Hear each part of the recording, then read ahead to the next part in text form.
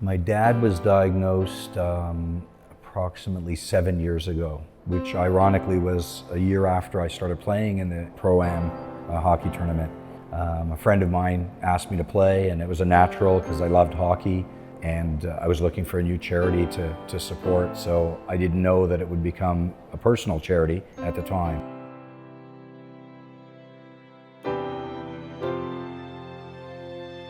I really feared more for my mom than anything, because she's a caregiver by nature, and I knew that she would, be there, and she would do everything and really dedicate her life to taking care of him. And I also knew that she really wasn't equipped to do that. So fearing the day that he would actually have to go into a home and knowing how that would devastate my mother really was something that concerned me a lot. When we got the call for Baycrest, my dad needed, really my mom needed, professional care and full-time care. We always knew that Baycrest was the place to be. My mother is relatively close to our house. She knows other people that's family or supporters or residents here at Baycrest. So it was really more luck than brains, but we did always know that that was the place that he should be.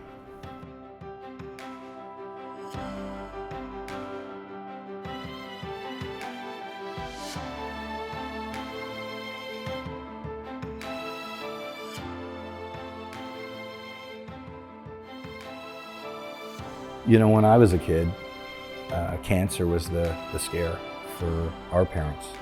And I think that many of us realize that Alzheimer's and dementia is the fear for our generation. So there's two parts of it. One, of course, is the care of the people that already have it, but also the research for finding treatment and cures, and making sure that we're taken care of when it's the next generation's turn to face these challenges. It was at the beginning a really simple equation. A friend asked me if I want to play hockey with ex-pros, and I'd have to raise a little bit of money. I was very involved in another charity that had run its course, so I was looking for a new charity. Our first hockey player that I played with was Wendell Clark, and he was a gentleman, and he was all the things that you thought Wendell Clark was when you were a kid, and he made it a great experience, and he really made it a Pro-Am. We felt that we were teammates, and another year when I was playing, Steve Thomas kept on passing me the puck, and I kept on passing it back, and he kind of said, "David, I've got lots of goals, you need a few." A lot of times you get involved in causes, and really initially it's for fun, and they take a life of their own, and often you realize how important what you're doing is, and how important the work that you're helping fund is, and it brings you to a new level.